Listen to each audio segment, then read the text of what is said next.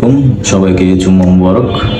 আসলে এরকম একটা ভিডিও বানানো কখনো কল্পনাও করতে পারি নাই, বাট 2-3 বার আমাকে প্রুভ করার পরে এই ভিডিওটা আমার বানাইতে হইতাছে। বাট নিজের সেলফ রেসপেক্ট মানে আমার নিজেকে এখন প্রুভ করার জন্য আমার এই ভিডিওটা বানাইতে হইতাছে।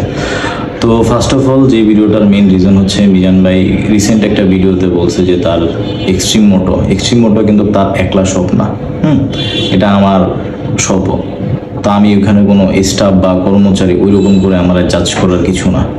তো হয়তো ইউটিউবে সেইভাবে যে করছিলাম সবাই মনে করতেছে যে আমি কর্মচারী, আমি কোনো কর্মচারী না, আমি মালিক। সেকেন্ড হচ্ছে 2 বছর উনি কোনো প্রফিট নেয়নি, বললো ওনার ব্যবসার লালবাতি।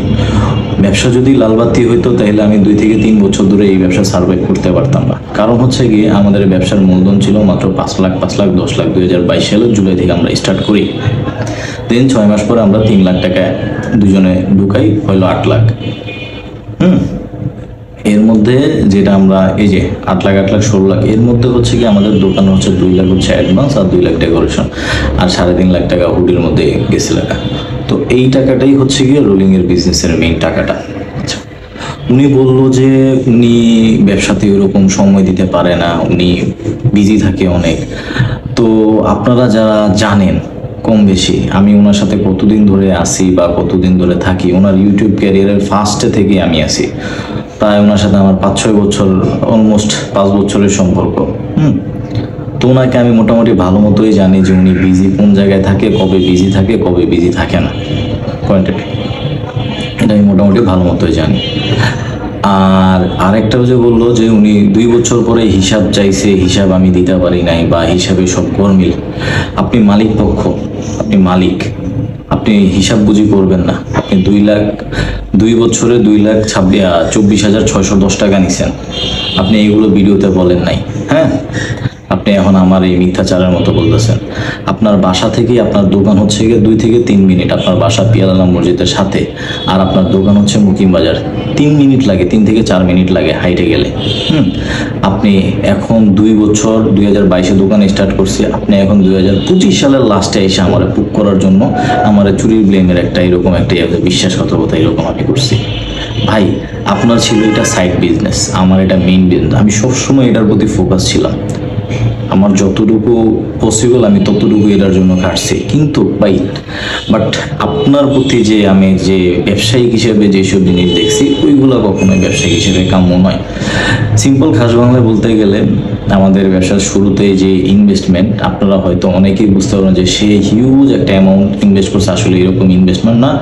8 লাখ টাকা থেকে ইনভেস্ট, এর মধ্যে 2 লাখে মানে 2 বছর তিনি 2,24,000 টাকা নিয়ে ফেলছে। সেকেন্ড, 2024-এ জুলাই আমরা 23-এ একটা সমিতি চালাইছি 3 লাখের, আর 24-এ 4 লাখের একটা সমিতি চালানো। ওনার ওয়াইফকে ডিভোর্স দেওয়ার জন্য দোকান থেকে টাকা নিতে হয়েছে, যেটা আমার 2025-এ জুলাই পর্যন্ত আমার কন্টিনিউ চালাতে হয়েছে। ওই সমিতিটার মাসিক ইয়াটা হচ্ছে গিয়ে মাসিক কিস্তিটা হচ্ছে গিয়ে 41,000 টাকা। তো আমার মাসে প্রফিট হোক আর না হোক মাসে 41,000 টাকা ওরা দিতে হবে। এটা ওনার ওই স্ত্রীকে ডিভোর্স দেওয়ার। কোনো জায়গায় কি দেখছেন যে তার পার্সোনাল লাইফের বউরে ডিভোর্স দিতে দেখা দোকান থেকে সমিতি উঠে আরেক জায়গায় পার্টনারে বিজনেস থাকা অবস্থায় আমি ওই ইয়াটা করছি, আজ এটার প্রতিফলন আমার দেখতে হইতাছে।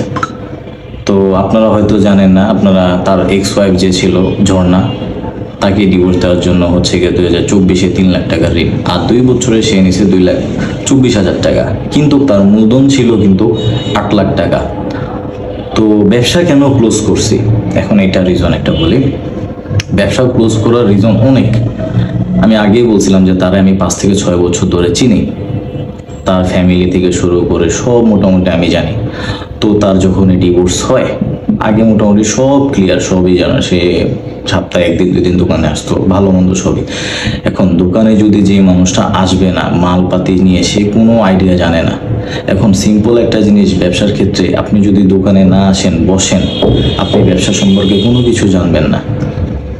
আর আরেকটা জিনিস ফেস করছি, উনি মনে করে যে এক্সট্রিম মোটো ওনার নাম বেচছে অনেক কাস্টমার। আসলে এরকম কিছু না, কাস্টমার সবসময় ভালো সার্ভিস চায়, ভালো প্রোডাক্ট চায়। ইনভেস্টমেন্ট, যার দোকানে যত মাল আছে তার কাছে তত ভালো সার্ভিস দিতে পারবে সে। বংশালে কম্পিটিশনের বাজার, উনি মনে করতো যে সাবস্ক্রাইবার এসে ওনার ধুমেয়া বেচা কিনা করতো, আসলে ওইরকম কিছু না। সাবস্ক্রাইবার যারাই আসতো বা যেরকমই কাস্টমার আসতো সবাই একটা ভালো একটা সার্ভিসের জন্য, ভালো একটা রেটের জন্য আসতো। ওইটা বিট করতে পারলে কাস্টমারের কাছে সেল হইতো, না হলে সেল হইতো না। এই হচ্ছে বিজনেসের পলিসি হচ্ছে। আচ্ছা, ডিভোর্সের পরে যে জিনিসটা, উনি টোটালি দোকানে কোনো সময় দিত না, বাট আমি ওনাকে বলতাম যে ভাই সময় দেন সময় দেন, কিন্তু উনি সময় দিত না। কিন্তু আমি তো জানতাম যে উনি তখনই বলতো যে ওনার ওই বিজনেস নিয়ে উনি অনেক বিজি, বাট আমি তো জানি যে ওনার কয়দিন সময় ফ্রি থাকে বা কেমন কি ফ্রি, এটা আমি মোটামুটি ভালোই জানি। আর উনি যে লাস্ট এই ভিডিওটা দিছে খুঁচা মারার জন্যই দিছে, যে এতদিন ধরে ওনার কি মনে হয় যে উনি আমার জন্য ব্লগিং ছেড়ে দিব? না, কখনোই না, উনি কখনোই আমার জন্য ব্লগিং ছাড়বো না। কারণ ওনারে আমি হারে হারে জানি যে উনি কি ব্লগিংয়ের লাগে যে কি করছে, কত যে নাটক করছে এই ব্লগিংয়ের লেগে, ওনার ইউটিউব খাড়া করার লেগে, যে ওনার ভিডিওতে যে কত যে নাটক করতে হয়েছে ভিউর জন্য, এটা আমরা হৃদয় ভালো মতোই জানি। ওনার ভিডিওতে যে আপনারা যে ইমোশনাল কথা শুনলেই যে অনেক হাওমাও হয়ে যেতেছেন, আপনি সিম্পল হিসেবে এক্সট্রিম মোটরতে যারা কাস্টমার আছে তারা কি মিজান ভাইকে জীবনে দেখছে দোকানে? দেখে নাই।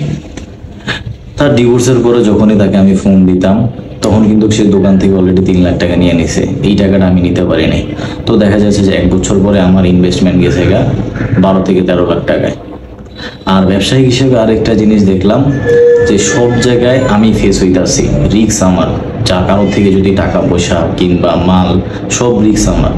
ব্যবসায়িক হিসেবে এরকম, জবান আমি দিছি, আমার টাকা দিতে হইব, কিন্তু প্রফিট কিন্তু দিন শেষে উনিও পাচ্ছে। তো এই হচ্ছে গিয়ে কাহিনী। তো আমি যা দেখলাম যে ওনার কোনো ডিভোর্সের পরে কোনো অ্যাক্টিভিটিস নাই উনি, তো আমি মনে করলাম যে একটা মানুষ ডিভোর্স হয়েছে মেন্টালিভাবে প্রেশার থাকতেই পারে, ভালো না লাগতে হয়। কিন্তু ডিভোর্স হয়েছে তো সে আরও পাংখা গজাইছে। তার পার্সোনাল লাইফ, তার ওই বিজনেস নিয়ে সে খুবই সিরিয়াস। উনি যদি উনি ওই বিজনেসের প্রতি অনেক সিরিয়াস থাকে, তাহলে এই বিজনেসটা কি ওনার সাইড বিজনেস, ওনার এই বিজনেসের প্রতি কোনো ফোকাস নাই। যদি ফোকাস থাকতোই তাহলে উনি এতদিন পরাই সেই কথাগুলো বলতো না, উনি সময় দিত, ব্যবসার ভালো মন্দ বুঝতো। উনি 2 বছরে নিচ্ছে 2 লাখ এত টাকা। আর ওনার বাইকে যে রেগুলার সার্ভিস, আপনারা জানেন যে আগে যে আমরা মাওয়া যাইতাম, প্রত্যেকবার মাওয়াতে রান দেওয়ার জন্য এয়ার ফিল্টার, এক্সিলেটর, কেবল, টুকিটাকি যত জিনিস আছে সব ওনার গাড়িতে দোকান থেকে দেওয়া হয়তো, ওইটার জন্য কোনো বিল করা হতো না। ওনার বাইকে এখন পর্যন্ত যত ট্যাঙ্ক, এখন পর্যন্ত ইন্দো ট্যাঙ্ক 2টা আমি সিয়াম বাইকে দিয়ে আনানো হয়েছে। সিয়াম বাইকে 2টাই ওনার গাড়িতে লাগাচ্ছে। এক একটা ট্যাঙ্ক 8,000 10,000 টাকা করে, 20,000 টাকার ট্যাঙ্কই। আরও এয়ার ফিল্টার, এক্সিলেটর, কেবল, এই 2 বছরের রেগুলার সার্ভিসের যেসব প্রোডাক্ট লাগে এগুলো কখনোই দোকান থেকে কোনো হিসাব করে দেওয়া হয়নি ওনাকে, বা ওনার পক্ষ থেকে কাটা হয়নি। আরেকটা জিনিস, অনেকে ইমোশনাল হয়ে যেতেছে, হৃদয় ভাই বিশ্বাসঘাতকতা। ভাই ব্যবসা করতে আসছি, ওনার যেসব জিনিস আমি দেখছি ওরা আপনারা ফেস করেন নাই, আপনারা ইমোশনাল ব্যাকগ্রাউন্ডে শুনে অনেক অস্থির হয়ে যেতেছেন। এতদিন পরে ব্যাগ আসছে, ব্যাগ ভাই উনি এতদিন পরে কেন আসছে এটা আমি হৃদয় ভালো মতোই জানি। ডিভোর্সের পরে তো একটা মেন্টালিভাবে প্রেশার, কিন্তু ডিভোর্সের পরে যখন দেখলাম যে উনি কোনো দোকানে সময় দিতেছেন না, ওনার ওই বিজনেস নিয়ে ফ্রি, কিন্তু উনি হয়তো ভুলে গেছেন, বা আপনারা হয়তো জানেন যারা অ্যাপেল ইউজার, আমি অ্যাপেল ইউজ করতেছি, আমার অ্যাকাউন্ট আর ওনার অ্যাকাউন্ট একসাথে কানেক্টেড। উনি কোথায় যায়, উনি বিজি না ফ্রি, কোন লোকেশনে আছে, ওটা আমি ভালো মতোই জানি। তো এইসব ইন্টারনাল কথাবার্তা নাই বলি, আপনারা হয়তো আমার কথা রাঙ্গিতে বুঝতেই পারছেন যে উনি ডাইনে বামে ঘুরতে আছে চিল মুড, কিন্তু উনি আমাকে বুঝাইতে আছে যে আমি অনেক ব্যস্ত। লাস্ট একটা টাইম বলে যে আমার যে এখন যে নতুন দোকান, ওই দোকানটার অ্যাডভান্স হচ্ছে 10 লাখ টাকা। আমি চাইলে ওইটা নিজে একলাই দোকানটা নিতে পারতাম আমার ফ্যামিলি থেকে সাপোর্ট নিয়ে। যখন ওনাকে বললাম যে ভাই 10 লাখ টাকা অ্যাডভান্স, আপনি 5 লাখ দেন, আমি 5 লাখ দেন, উনি ডিরেক্টলি না, তখন 2024-এর লাস্টের দিকে। ওনার কাছে টাকা পয়সা নাই, উনি বলে যে কারো থেকে ম্যানেজ করে নাও, পরে করে দিও ইন্টারেস্ট হিসেবে। আচ্ছা, তাহলে কত? অলরেডি তার ডিভোর্সের ওখানে 3 লাখ টাকা আমার ঘাটতি, আমার ইনভেস্টমেন্ট 8 থেকে গেল 12 থেকে 13 লাখ টাকায়। আমি আরও দোকানের স্যালারি পাবো, যেমন আমি যে এক্সট্রা শ্রম দিই ওইটার হিসেবে আমার একটা স্যালারি ছিল, এটা থাকতেই হবে কোম্পানি হিসেবে। তো আমার ইনভেস্টমেন্ট গেছে 13 থেকে 14 লাখ এরকম আশেপাশে। কারণ ওই যে তার যে সমিতিটা যা চালাইতেছে, আমি কিন্তু দোকান থেকে কোনো টাকা পয়সা নিতে পারতেছিলাম না। কারণ আমার ফোকাস ছিল যে এই বিজনেসটা আমার নিজের বিজনেস, এটা আমার গ্রো করতে হবে, এটা আমার সবসময় রানিং রাখতে হবে। এই জন্য আমি আমার ফ্যামিলি থেকে সবসময় সাপোর্ট নিতাম। তো নতুন দোকান নেওয়ার পরে এইভাবে টাকা নিলাম, তখন তাকে আমি কমিটমেন্ট দিলাম যে ভাই মাস শেষে আমার প্রায় 1.5 লাখ টাকার মতো মান্থলি কস্ট আছে, কারণ আপনি যদি দোকানে যদি সময় না দেন, ফোকাস না করেন, আমি কিন্তু এটা রিকভার করতে পারবো না। তো উনি বললো যে আমরা রিকভার করবো, সমস্যা নেই। তখন ওনার ডিভোর্সের 6 মাস এরকম। তো বিয়ে পরে কয়দিন পরে উনির লাগে তো আমার লাগে এমনি পার্সোনাল সম্পর্ক ভালোই ছিল, এখন আর যদিও নাই আসলে। তো আপনারা হয়তো জানেন না যে ওনার একটা ছোট্ট মেয়ে আছে, এটা উনি সবসময় হাইড করছে। আচ্ছা, যেটা যার ব্যক্তিগত।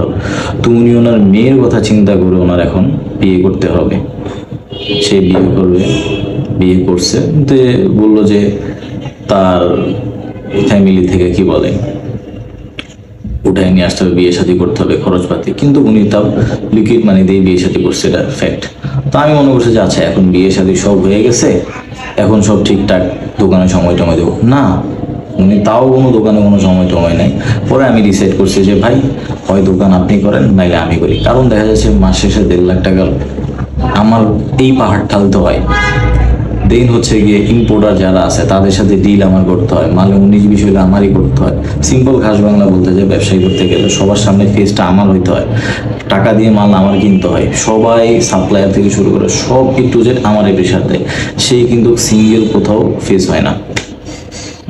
আরেকটা হুডির কাহিনী বলি। ওই ডিসেম্বরের দিকে হুডি 6 লাখ টাকার হুডি বানাবো, তার কাছে একটা কোনো টাকা নেই, ফুল টাকাটা আমার ম্যানেজ করে দিতে হয়েছে।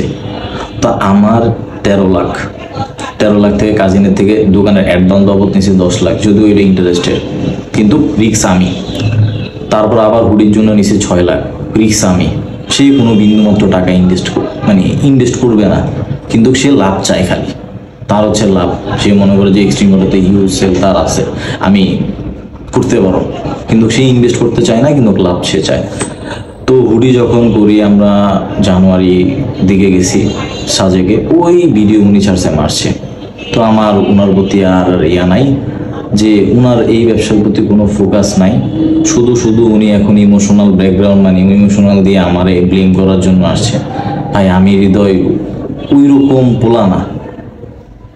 আর বিচার সালিশ যেটা নাম নিয়ে একটা কথা বলি, ওনার সাথে যখন মিউচুয়ালি আমি বসি যে আপনি দোকান রেখে দেন, নাইলে যদি আমি করি আমার অন্য হিসাবে আমি আসতে ধীরে, কারণ এইভাবে আমি আসলে দোকান কন্টিনিউ রাখতে পারবো না। হিউজ একটা পাহাড় অ্যামাউন্ট হয়ে গেছে, কারণ নতুন দোকান শিফট করার পরে মানে একটা দোকান নতুন মানে শুরু করার সময় যে টাকাটা লাগবে, মানে পুরান দোকান থেকে ওল্ড দোকানে শিফট হওয়ার সময় একটা লিকুইড মানি দরকার আছে, ভালো একটা ইনভেস্টমেন্টের দরকার। উনি টোটালি দিবে না, খালি লাভ চায়। তো এই হচ্ছে কাহিনী। তো বিজনেস উনি ক্লোজ করে নেই, ওনাকে আমি ক্লোজ করছি।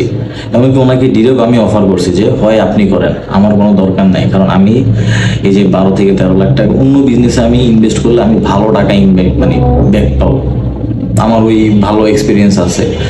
হয়তো উনি বলতেছে যে এখন অনেকেই কমেন্ট বলবেন যে হৃদয় টাকা পয়সা দেখা। ভাই আমি হৃদয় আগেই টাকা কামাইছি, তার সাথে পরিচয় হওয়ার আগে আমার জুয়েলারি বিজনেস ছিল, চকে বিজনেস আমি করছি।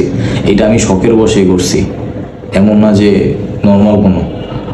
তো ওনার লাইফে আমি যতটুকু দেখলাম, একটা জিনিস বলতেও খারাপ লাগে, লজ্জা লাগতেছে যে এতদিন ছিলাম, বাট এই জিনিস আমার বলতে হয়। ওনার লাইফে উনি যারা যতদিন ইউজ করতে পারছে ততদিন সে ভালো, এতদিন এখন ইউজ করতে পারবে না ততদিন সে ভালো না। ফর এক্সাম্পল, তার সাথে আমি আপনারা বলতেছে যে ভিডিওতে যে বলতেছে যে 2 বছর আগের হিসাব আর এখন 2025-এর হিসাব, তার মানে সে 24-এর হিসাবের কথা বলতেছে, আর এখন 25-এর লাস্ট, আরো 2 বছর পরে সে এসে নাড়া দিতেছে এগুলা। আর সে বলে যে বিজি, সে বিজি কি না বিজি না এগুলো আমি ভালো মতোই জানি। উনি কোন জায়গায় কি যাইতো, কার সাথে কি করতো, এটা আমি ভালো মতো। তার ডিভোর্স হওয়ার আগেই তার এখন যে ওয়াইফ, তার সাথে রিলেশন ছিল, আরো অনেক মেয়ের সাথে রিলেশন ছিল, এগুলো আমি ভালো মতোই ফেস করছি, আমি জানতাম। হ্যাঁ, উনি হয়তো এগুলো মনে করছে যে হৃদয় এখন বলুন না ভাই আমি এখন খারাপ হয়ে গেছি, আমার এগুলো তোমার এগুলো হাইড্রেক আমার দরকার নাই। তুমি তোমার মাইয়ার জন্য বিয়ে করছো, কিন্তু তোমার মাইয়ার এখন কোনো খবর নাই, তোমার নিজের সাথে কোনো নাই। এগুলা শুধু মানুষের বোকামে নেও না। ফেসবুক ইউটিউবে ইমোশনাল ভিডিও দেখায় বাপ নাই ইয়া নাই, তোমার ফেসবুকে ইউটিউবে এখনো ওটা টাইম লাইনে পুরোটা পিন করে রাখছো যে একজনের বাপ মারা গেছে, তুমি অথচ তোমার নিজের মাইয়ার খোঁজ খবর নাই তোমার সাথে। তো সবাইকে এইটুকুই, স্বার্থ যতদিন আছে ততদিন মানুষ ভালো। তা আমার এখন ইউজ প্রয়োজন শেষ, আমি এখন ভালো না, এই হচ্ছে কাহিনী।